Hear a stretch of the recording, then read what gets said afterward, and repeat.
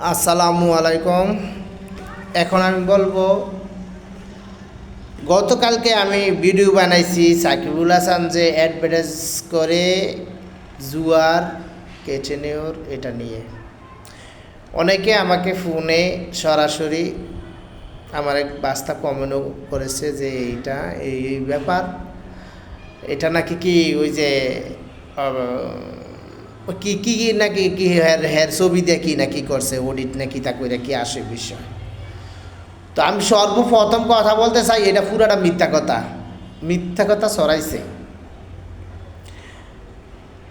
কারণ এই যে একটা অ্যাডভার্টাইজ করলে লক্ষ লক্ষ টাকা দেয়, হাজার হাজার টাকা দেয় কোম্পানি থেকে।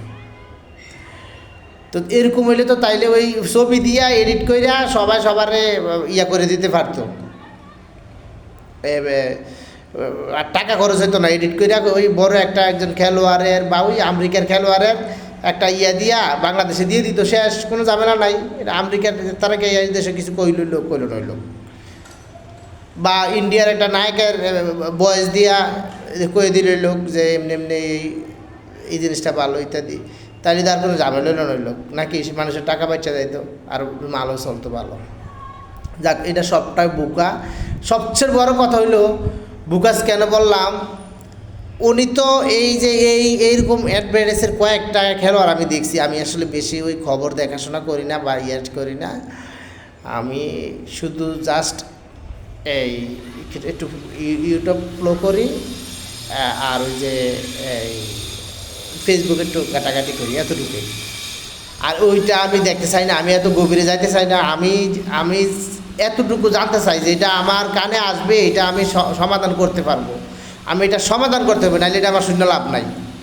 আমি খালি শূন্য গেলাম, এই হইতাছে ওই হইতাছে, দেশে খুন হইতাছে, মারামারি হইতাছে, দলে লাগতে আছে, এই কথা আছে এই কথা, খালি হুন্ডা বোবার মতো থাকলাম, এই পাবলিক আমি না। আমি যেটা শুনবো এটার সমাধানে যাব। আচ্ছা যাক, ওই কথা লম্বার দিকে যাই না। আচ্ছা যাক, তারপরে সাকিবুল হাসান বা অন্য কোনো খেলোয়াড় এ পর্যন্ত বলছে যে বলে না আপনারা লাইভে আইসা বলো, ইউটিউবে বলো, ফেসবুকে বলো, যে বলে না এটা পুরোটা বুকাস, আপনারা কেউ জুয়া খেলবেন না, জুয়া খেলা ভালো না, জুয়া খেললে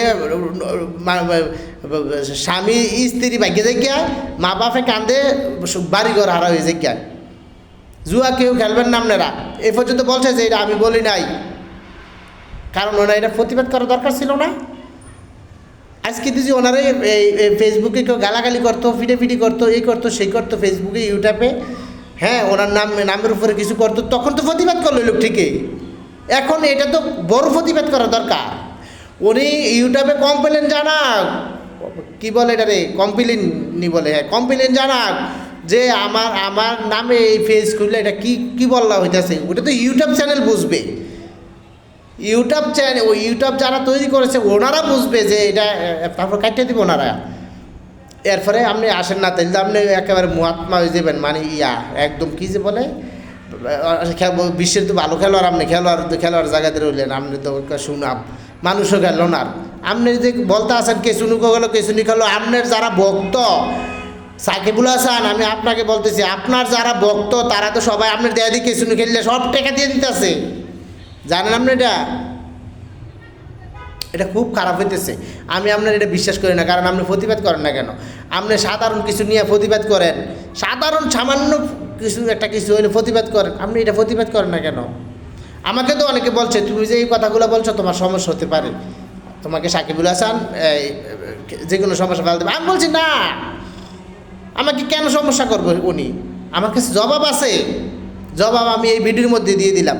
আপনি কেন আপনি শুধু নির্দোষ হয়ে থাকেন, কেন আপনি লাইভে আইসা বললেন না বা ইউটিউবে বললেন না যে না এটা আমার চ্যানেল না, কেউ জুয়া খেলবা না? আর আপনি এটার প্রতিবাদ জানান না কেন? না, আমি বিশ্বাস করি না। আর সবাইকে বলি, বাংলাদেশে কেউ বিশ্বাস করবেন না এই বুকাস কথা। এটা অবশ্যই উনি নিজেই করছে কইরা। এখন একটা ওই যে সোয়াদোয়ার বাইরে যাওয়ার জন্য একটা তুলে দিছে যে এমনি এটা আমি না, আমার বয়স করে দিছে, এমনি করে দিছে। এত সিধা দুনিয়াটা, এত সিধ হইলে তো একেবারে ইয়ে হয়ে গেল লোক। আচ্ছা যাক, আমি এত কথা বলতে চাই না, কেউ জুয়া খেলবেন না। সাকিবুল হাসানের কথা শুনি না, সাকিবুল হাসানের বিচার চাই, ওনার একটা শাস্তির ব্যবস্থা হোক, আমার কথা হলো এটা। উনি একজন আবার একটা আমাদের বাংলাদেশের এমপিকে আপনাকে এই জুয়া খেলার অ্যাডভার্টাইজের জন্য বানানো হয়েছে, জনগণের সেবা করার জন্য বানানো হয়েছে। রাখি, আসসালামু আলাইকুম।